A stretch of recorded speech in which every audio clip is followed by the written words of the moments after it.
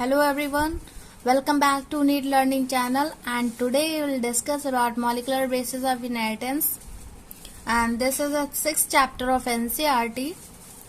तो जैसा कि हमने पिछले वीडियो में ग्रिफिथ का एक्सपेरिमेंट पढ़ लिया था जिसमें कि आर स्ट्रेन और एस स्ट्रेन के बारे में डिस्कशन था, तो आज हम पढ़ेंगे biochemical characterisation of transforming principle. मतलब कि जो डीएनए के लिए कई सारे प्रिंसिपल दिए थे और अलग अलग साइंटिस्ट ने दिए थे, तो वो कुछ पॉइंट वाइज दिया है। तो सबसे पहला पॉइंट है prior to the work of Oswald, Avery, Colin, MacLeod and McCarty. ठीक है, तो जो सबसे पहला वर्क किया गया था डीएनए के ऊपर, तो सबसे पहले इन्हीं साइंटिस्ट ने किया था, जो कि हमने रेड से इसमें अंडरलाइन कर रखी है, जैसे कि मतलब इनका नाम है Oswald, Avery, Colin, MacLeod and McCarty. ठीक है, उसके बाद नेक्स्ट पॉइंट दे रखा है the genetic material was thought to be protein.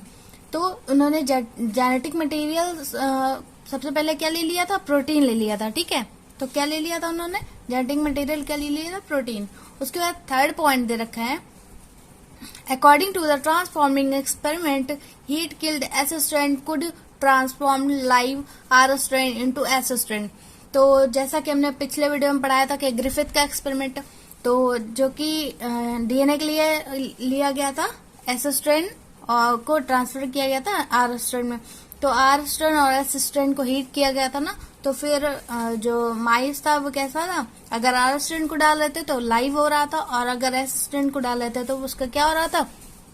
Death हो रही थी। ठीक है, और दोनों को ही हीट करके डाल दिया था तो भी उसकी माइस की डेथ हो गई थी। ठीक है, तो ये हो गया। उसके बाद फोर्थ पॉइंट देखिए, Griffith also discovered protein digesting enzyme and RNA digesting enzyme. तो ग्रिफिथ ने कुछ प्रोटीन डाइजेस्टिंग एंजाइम जो कि जिसका नाम प्रोटीएज था, एंड आरएनए डाइजेस्टिंग एंजाइम जिसका नाम था आरएनएज। ठीक है, तो इन दोनों एंजाइम को डिस्कवर किया था। ठीक है, किसने किया था? ग्रिफिथ ने। ओके, नेक्स्ट पॉइंट दे रखा है they conclude that DNA is a hereditary material. तो ये जो मतलब डीएनए एक हेरिडिटरी मटेरियल है, इसको किसने प्रूव किया था? हर्शे एंड चेज ने। देखिए मैंने ब्रैकेट्स में नोट कर रखा है। तो जो हेरिडिटरी मटेरियल डीएनए को बताया गया था, तो वो किसने बताया था? हर्शे एंड चेज ने। उन्होंने अपना एक्सपेरिमेंट दिया था। ठीक है, तो देखिए नेक्स्ट हेडिंग है the genetic material is DNA. मतलब अब देखिए कि डीएनए का जेनेटिक मटेरियल जो था, सबसे पहले तो ग्रिफिथ ने किया था एक्सपेरिमेंट, तो उनका प्रूफ नहीं हो पाया था अच्छे से। तो अब नेक्स्ट जो साइंटिस्ट थे उन्होंने अपना एक्सपेरिमेंट किया। ठीक है, हर्शे एंड चेज एक्सपेरिमेंट, या फिर इसे क्या बोलते हैं? Blender experiment. ठीक है, क्या नाम है? हर्शे एंड चेज एक्सपेरिमेंट या फिर ब्लेंडर एक्सपेरिमेंट। तो अभी कुछ सालों पहले इंटर में आपका ये ब्लेंडर एक्सपेरिमेंट पूछा गया था, तो अगर मतलब इसीलिए मैंने दोनों नाम नोट कर रखे हैं। ठीक है, उसके बाद देखिए पॉइंट में दे रखा है this experiment prove that DNA is genetic material come from experiment of Hershey and chase. इस एक्सपेरिमेंट को किसने प्रूव किया था? हर्शे एंड चेज ने। क्या? डीएनए एक जेनेटिक मटेरियल है। ठीक है, उसके बाद देखिए next point they worked with virus that infect bacteria called bacteriophage in E coli bacteria. ठीक है, तो इन्होंने सबसे पहले कौन सा इन्होंने एक वायरस लिया जिसका नाम था बैक्टीरियोफेज वायरस। ठीक है, क्या नाम था? Bacteriophage virus. ठीक है, उसके बाद इन्होंने किस पे एंटर करवाया? ई कोलाई बैक्टीरिया पे। तो बैक्टीरियोफेज जो वायरस होता है वो बैक्टीरिया के लिए हार्मफुल होता है। ठीक है, किसके लिए? बैक्टीरिया के लिए हार्मफुल होता है। तो ई कोलाई एक क्या है? बैक्टीरिया है जिसपे इन्होंने वर्क किया था। ठीक है, उसके बाद नेक्स्ट पॉइंट देखिए bacteriophage attach to the bacteria and genetic material enter into the bacterial cell. ठीक है, तो जो बैक्टीरियोफेज जो होता है वो किससे? बैक्टीरिया से अटैच हो जाता है, बैक्टीरिया सेल से अटैच हो जाता है, और उसके बाद जो बैक्टीरियोफेज के अंदर जो जेनेटिक मटेरियल होता है वो बैक्टीरिया सेल के द्वारा उसके अंदर चला जाता है। ठीक है, किसका? बैक्टीरियोफेज का जो जेनेटिक मटेरियल है वो बैक्टीरिया सेल के अंदर चला जाता है। ठीक है, क्यों? क्योंकि बैक्टीरियोफेज जो होता है वो बैक्टीरियल सेल से अटैच हो जाता है। ओके, तो देखिए कुछ जब अटैच हो जाता है तो कई सारी प्रोसेस होती है, जैसे कि यहाँ पर लिखा हुआ है। सबसे पहले तो अटैचमेंट होता है जिससे कि बैक्टीरियोफेज जो होता है बैक्टीरियल सेल से अटैच हो जाता है। ठीक है, फिर उसके बाद पेनिट्रेशन। पेनिट्रेशन का मतलब होता है जो जैसे कि बैक्टीरियोफेज है तो अटैच तो हो गए, फिर उसके बाद जब पेनिट्रेशन की बारी होती है, मतलब कि पेनिट्रेशन वो प्रोसेस होती है जिसमें कि बैक्टीरियोफेज जो होता है वो अपने जेनेटिक मटेरियल को बैक्टीरियल सेल के अंदर एंटर करवाता है, ठीक है। तो जब ये प्रोसेस को क्या बोलते हैं, पेनिट्रेशन, ठीक है। तो सबसे पहले अटैचमेंट हो गया, देन पेनिट्रेशन हो गया, देन आपका दे रखा है बायोसिंथेसिस, ठीक है। तो बायोसिंथेसिस का मतलब क्या होगा, आप उसमें डेवलपमेंट, मतलब जो अंदर जेनेटिक मटेरियल पहुंच चुका है बैक्टीरियल सेल में, तो अब उसका क्या होगा, डेवलपमेंट होगा, वो क्या मतलब डिवीजन होगा, ठीक है। तो इसको, इस प्रोसेस को क्या बोला गया, बायोसिंथेसिस, ठीक है। उसके बाद नेक्स्ट देखिए, जब डिवीजन हो गया, काफी सारी जो सेल्स हैं वो डिवाइड हो गई, वही जेनेटिक मटेरियल जब डिवाइड हो जाता है तो कई सारे उसके अंदर जो बैक्टीरियल सेल है उसके अंदर जो होता है बहुत सारे बैक्टीरियोफेज बनने लगते हैं, ठीक है। तो उसके बाद नेक्स्ट प्रोसेस दे रखा है बायोसिंथेसिस के बाद मैच्योरेशन, ठीक है। तो जब नए नए बनने लगे हैं तो अब उसका क्या होगा, जो नए नए बैक्टीरियोफेज बनने लगे हैं तो उनका क्या होगा, मैच्योरेशन होगा, मतलब वो मैच्योर होंगे, ठीक है। उसके बाद कई सारे बैक्टीरियल सेल के अंदर बैक्टीरियोफेज बनने लगते हैं और मैच्योर होने लगते हैं, ठीक है। तो जब मैच्योर हो जाता है फिर उसके बाद आपको प्रोसेस दे रखा है लिसिस, ठीक है।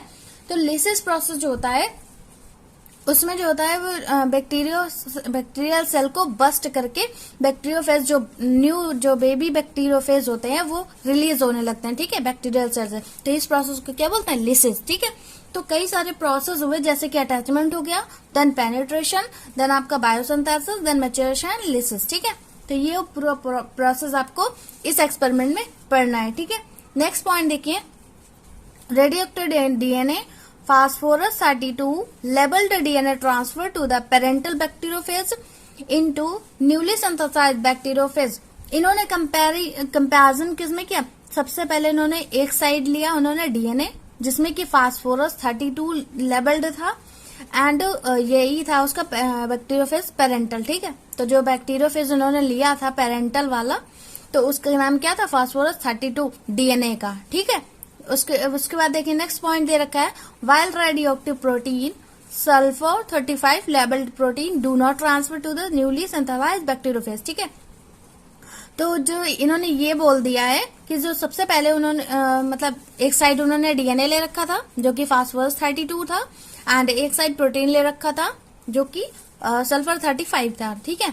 तो जब हमने डीएनए को ट्रांसफर कराया तो वो आपका जो बेबी बैक्टीरियोफेज थे उसमें आ गए, ठीक है। वही डीएनए जो था वो आ गया, ठीक है, पेरेंटल बैक्टीरियोफेज से बेबी बैक्टीरियोफेज में जो डीएनए था वो आ गया। बट प्रोटीन का जब देखा गया कि प्रोटीन जो था वो न्यू बेबी में नहीं आ रहा था, तो देखिए यहीं पे लिखा हुआ है sulphur 35 labelled protein do not transfer, मतलब वन जनरेशन से नेक्स्ट जनरेशन में नहीं ट्रांसफर हुआ।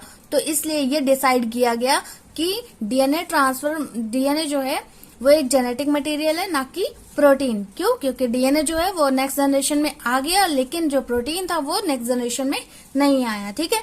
इतना क्लियर हुआ? तो देखिए जो प्रोसेस दे रखी है, प्रोसेस में आपके 3 पार्ट में डिवाइड है प्रोसेस आपकी। तो सबसे पहले आपका दे रखा है इन्फेक्शन, ब्लेंडिंग एंड सेंट्रीफ्यूगेशन, ठीक है। तो सबसे पहले इन्फेक्शन होगा, देन आफ्टर ब्लेंडिंग होगा, जिसके कारण इसको ब्लेंडर एक्सपेरिमेंट बोल रहे थे। फिर उसके बाद आपका क्या होगा, सेंट्रीफ्यूगेशन, ठीक है। अब देखिए जो फिगर देख रखे हैं, तो फिगर में आपका सबसे पहले बैक्टीरिया फेज दे रखा है, जिसमें कि एक साइड आपका जो बैक्टीरिया फेज है उसमें फास्फोरस 32 लिया गया एंड एक साइड जो है सल्फर 35 लिया गया था। तो सल्फर 35 में प्रोटीन कैप्सूल लिया गया है एंड जो फास्फोरस 32 है वो लेबल्ड डीएनए लिया गया है, ठीक है। तो जब ये बैक्टीरियल सेल से अटैच हो जाता है, प्रोटीन की बात करते हैं सबसे पहले। तो जब प्रोटीन जो होता है सेल से बैक्टीरियल सेल से अटैच हो रहा है, देखिए तो यहाँ पर उसके बाद वो अपना क्या जो जेनेटिक मटेरियल है वो रिलीज कर देता है, ठीक है। जो बैक्टीरियोफेज है वो बैक्टीरियल सेल में रिलीज कर देता है। जब रिलीज कर देता है देन आफ्टर आपका क्या ब्लेंडिंग एक्सपेरिमेंट होता है। तो ब्लेंडिंग एक्सपेरिमेंट में क्या होगा, जो जेनेटिक मटेरियल है वो डिवाइड होगा, ठीक है। तो जो डिवाइड होगा देन आफ्टर क्या होगा, जब आप सेंट्रीफ्यूगेशन प्रोसेस में देखेंगे तो आपका जो न्यू जनरेशन आएगी वहां पर आपको एक भी जेनेटिक मटेरियल नहीं दिखेगा। किसके अंदर? सल्फर 35 के अंदर। क्यों? क्योंकि वो जेनेटिक मटेरियल है ही नहीं, ठीक है। तो जो प्रोटीन था वो न्यू जनरेशन में नहीं आया, ठीक है।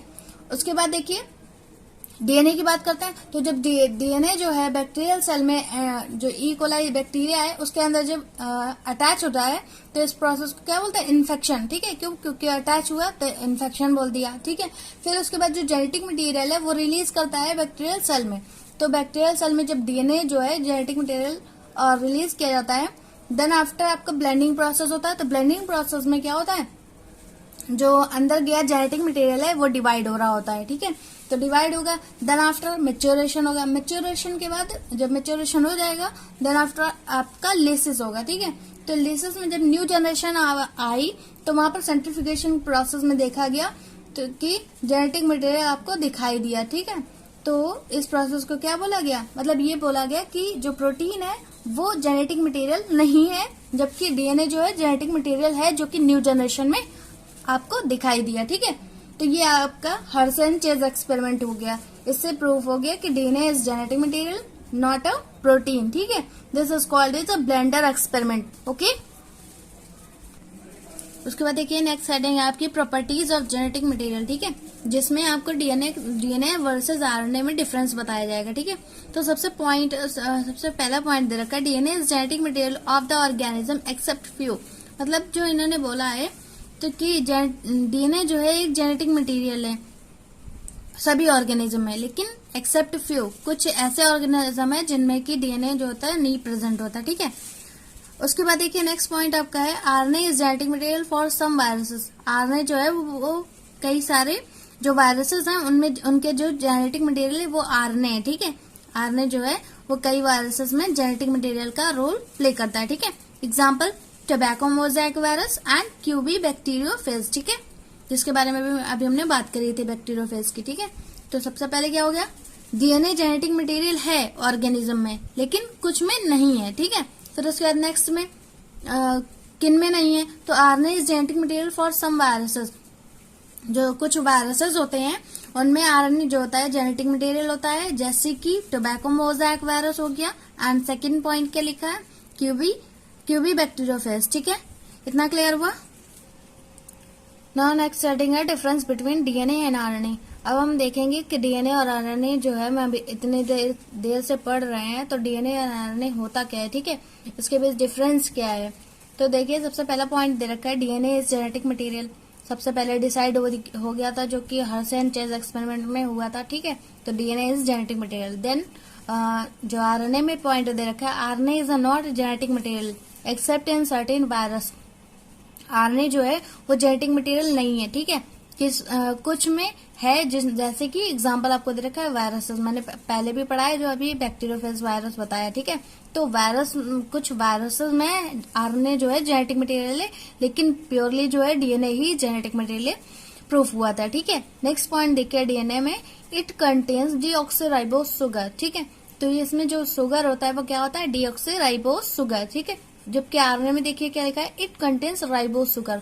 वो क्या है, डीऑक्सीराइबोस शुगर है, जबकि ये जो है राइबोस शुगर है। ठीक है, नेक्स्ट देखिए डीएनए का पॉइंट, इट इज डबल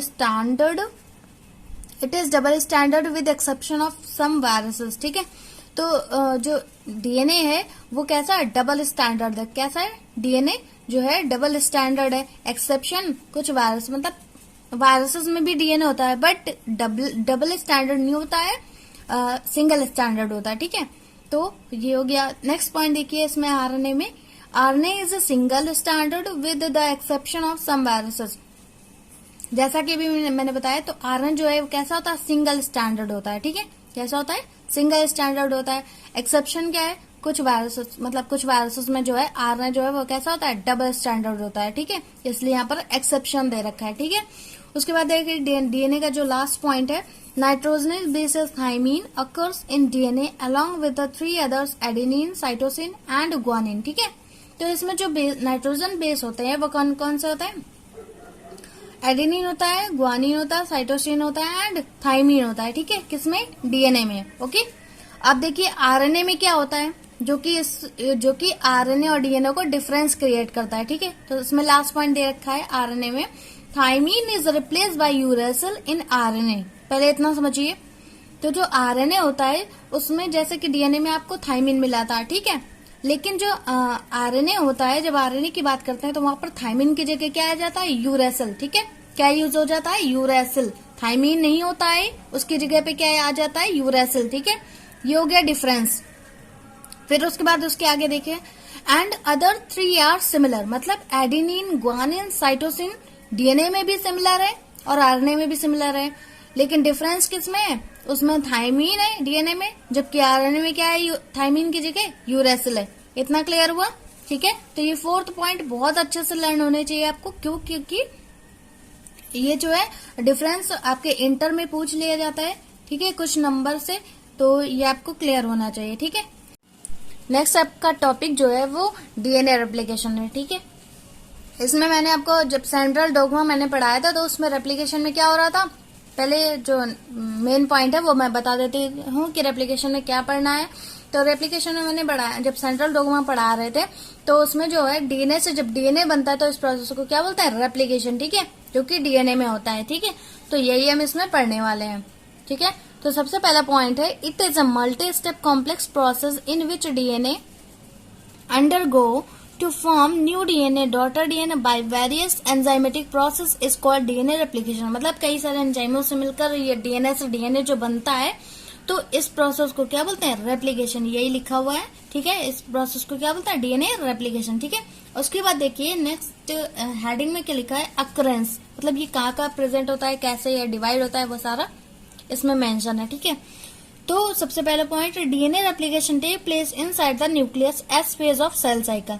तो जब जो डीएनए, मतलब आपने माइटोसिस एंड मियोसिस प्रोसेस पढ़ा होगा 11th में। ठीक है, तो जो डीएनए जो माइटोसिस एंड मियोसिस प्रोसेस होती है तो उसमें G1 फेज होती है, एस फेज होती है, फिर G2 फेज होती है। ठीक है, तो ये सारे फेजेस होते हैं, तब कहीं डिवीजन हो पाता है। ठीक है, तो जब ये डिवीजन होता है तो उसमें भी एस फेज, जो सेल साइकिल की एस फेज होती है, वहां पर आपका डीएनए का रेप्लिकेशन होता है। इतना क्लियर हुआ? जो एस फेज होती है सेल साइकिल की, वहां पर आपका डीएनए रेप्लिकेशन की प्रोसेस होती है। ठीक है, उसके बाद देखिए next point, replication start of particular point called origin of replication. जहां जैसे कि मतलब देखिए अब कैसे ये रेप्लिकेशन होता है, जैसे कोई डीएनए है। ठीक है, पेरेंट्स डीएनए, अब उसी के कुछ हाफ पार्ट से आपका न्यू डीएनए स्टार्ट हो जाए डेवलप होना। ठीक है, ग्रोथ होना, तो इस प्रोसेस को क्या बोला गया, रेप्लिकेशन। क्यों? क्योंकि डीएनए से ही न्यू डीएनए का फॉर्मेशन हो रहा है, तो इस प्रोसेस को क्या बोला गया, रेप्लिकेशन। ठीक है, तो जहां जिस पॉइंट से आपका न्यू डीएनए का स्टार्टिंग होती है, मतलब जहां से स्टार्ट होता है, तो उस पॉइंट को क्या बोलते हैं, ओरिजिन ऑफ रेप्लिकेशन। ठीक है, जहां से आपका रेप्लिकेशन की प्रोसेस स्टार्ट हो रही है तो इस प्रोसेस को क्या बोलते हैं, ओरिजिन ऑफ रेप्लिकेशन। ये पॉइंट हो गया। ठीक है, जहां से आपका डीएनए बनना स्टार्ट होता है।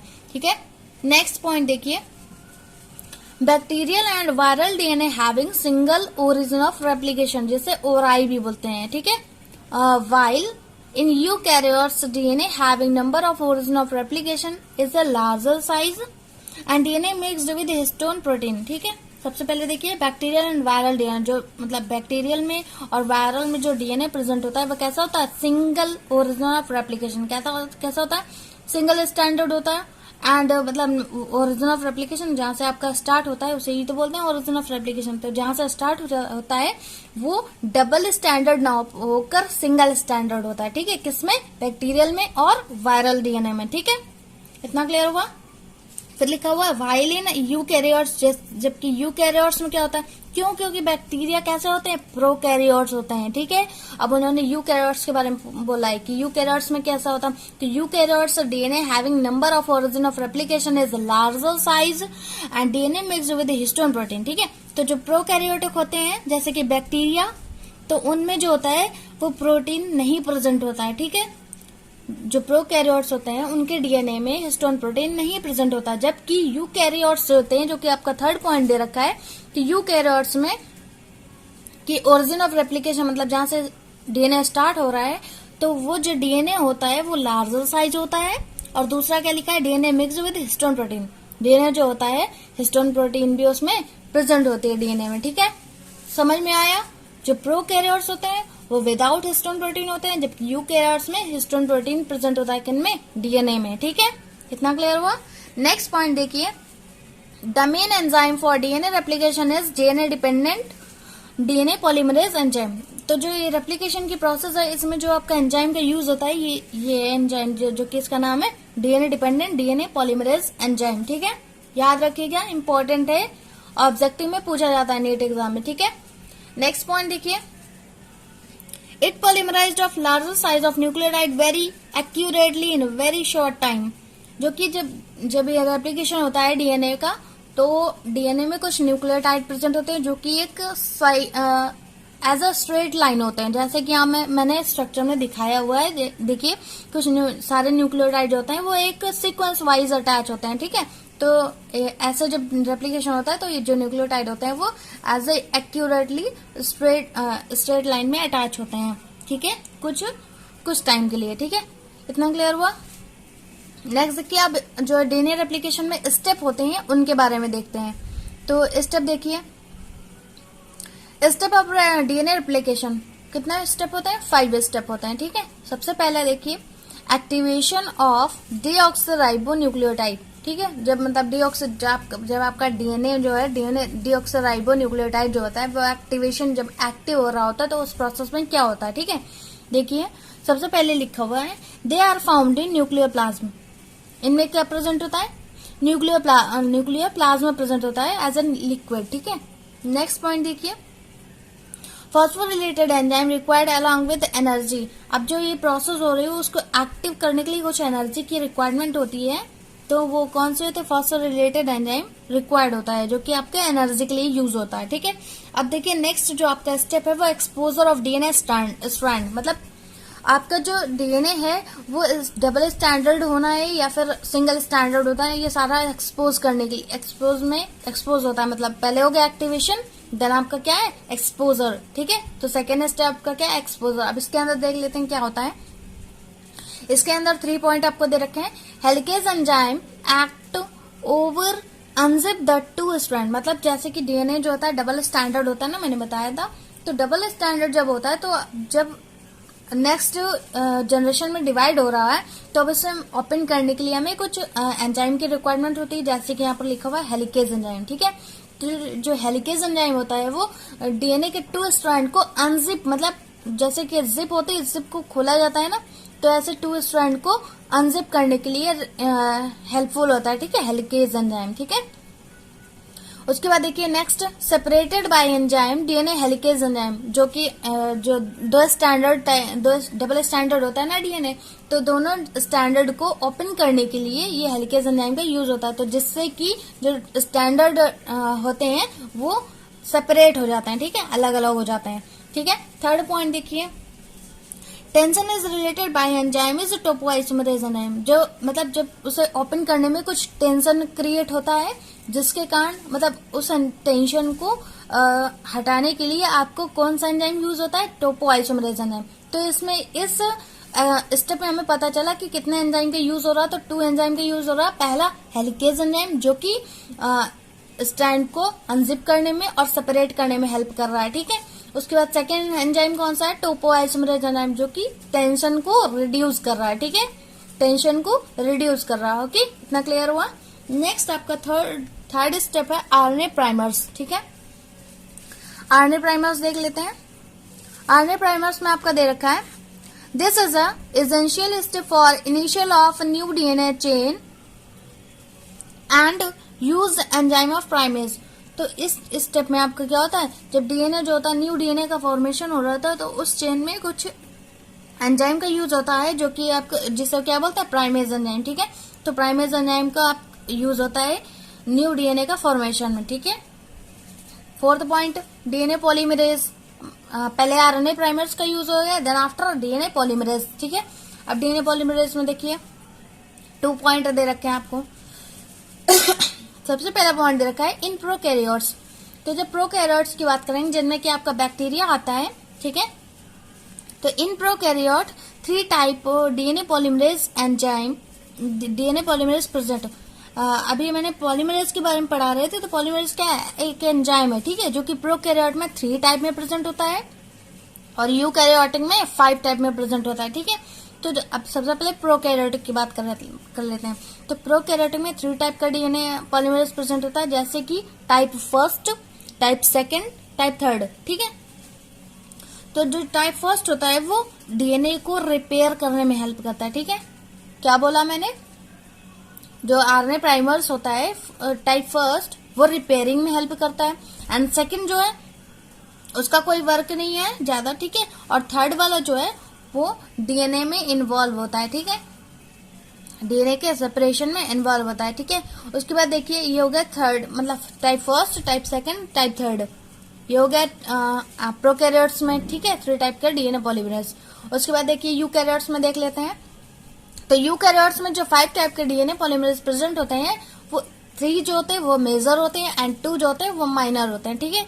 3 जो होते हैं वो मेजर होते हैं एंड 2 जो होते हैं माइनर हो गए। टोटल कितने हो गए, 5 टाइप, ठीक है। तो जो मेजर होते हैं वो क्या कौन कौन से होते हैं, अल्फा,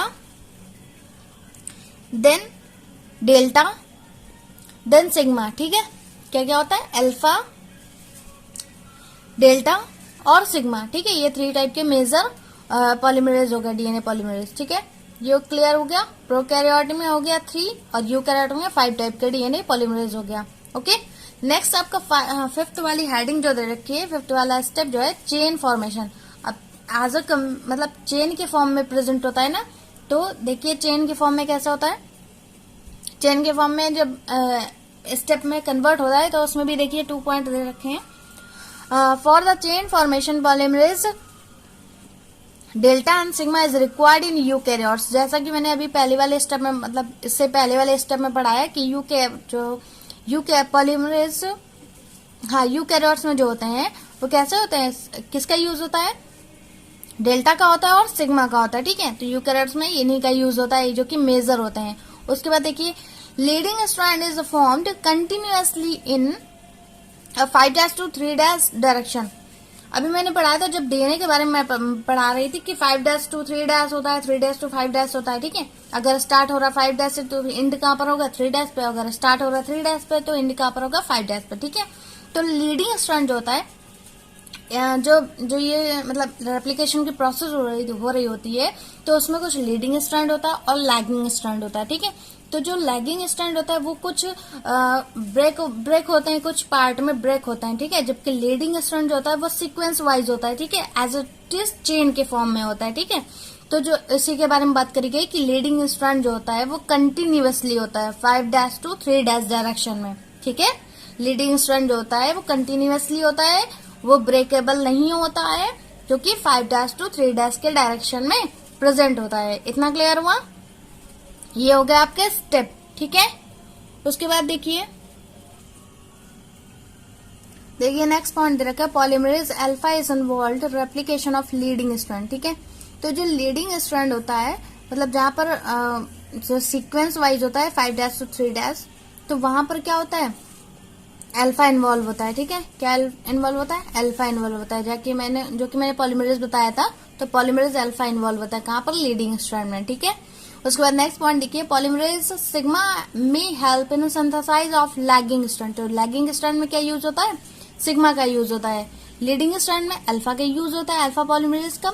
जबकि जो लैगिंग स्ट्रैंड है तो वहां पर सिग्मा का यूज होता है, सिग्मा पॉलीमरेज का, ठीक है। अब देखिए हम लैगिंग और लीडिंग स्ट्रैंड जो पढ़ रहे थे वो क्या होता है, ठीक है। ये देखिए स्ट्रक्चर आपको दे रखा है एज वाई शेप्ड। तो सबसे पहले देखिए जो सबसे ऊपर वाला स्ट्रक्चर है, ये सबसे ऊपर वाला स्ट्रक्चर है, उसे क्या बोलते हैं, लैगिंग स्ट्रैंड। क्यों, क्योंकि जो ये देखिए यहाँ पर कुछ ब्रेक टाइप दिख रहा है, मतलब कई सारे पार्ट जो है डिवाइड है, ठीक है। ये देखिए डिवाइड है ना कुछ पार्ट, तो जो पार्ट जो है वो डिवाइड है, इसलिए इन्हें क्या बोला गया, लैगिंग स्ट्रैंड, ठीक है। जबकि ये जो है सीक्वेंस वाइज है, मतलब इसमें कोई भी पार्ट डिवाइड नहीं है, ठीक है। तो इसे क्या बोला गया, लीडिंग स्ट्रैंड। या फिर इसका एक और नाम क्या है, कंटिन्यूअसली स्ट्रैंड, ठीक है। क्या बोलते हैं, कंटिन्यूअसली स्ट्रैंड। और इससे लैगिंग स्ट्रैंड का एक और नाम क्या है, डिसकंटिन्यूअसली स्ट्रैंड, ठीक है। इतना क्लियर हुआ। अब ये जो लैगिंग स्ट्रैंड क्यों हुआ है, क्योंकि इसमें कुछ न्यूक्लियोटाइड भी प्रेजेंट है। देखिए सर्कल वाइज देख रहे हैं रेड कलर का, तो ये जो न्यूक्लियोटाइड है, ये न्यूक्लियोटाइड प्रेजेंट होता है, इसलिए इसे लैगिंग स्ट्रैंड बोलते हैं, ठीक है। यहाँ पर आपको कोई न्यूक्लियोटाइड नहीं दिख रहा है, ठीक है। इतना क्लियर हुआ।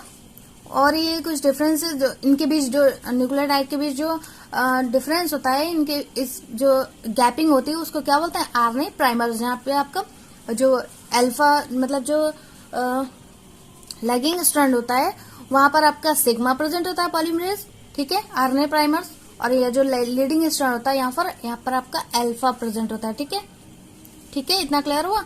अब इसे क्या बोलते हैं, लैगिंग स्ट्रैंड तो बोल दिया मैंने, पर इसके भी जो डिफरेंस है क्या बोलते हैं, ओकाजाकी फ्रैगमेंट्स। क्यों? क्योंकि कुछ पार्ट में डिवाइड है ना, इसलिए अगर कुछ पार्ट में डिवाइड है तो इसे क्या बोलते हैं, ओकाजाकी फ्रैगमेंट, ठीक है, क्या बोलते हैं, ओकाजाकी फ्रैगमेंट। अब देखिए यहाँ लिखा हुआ है ब्रैकेट्स में, Okazaki fragment joined by the help of DNA ligase, ठीक है। तो जो ओकाजाकी फ्रैगमेंट मतलब ये कुछ पार्ट में डिवाइड है तो हम इन्हें जोड़ना भी पड़ेगा, ऐसे ही तो नहीं है इसका काम हो जाएगा, ठीक है। तो इन फ्रैगमेंट्स को जोड़ने के लिए कौन सा एंजाइम का यूज होता है, लाइगेज एंजाइम का, ठीक है।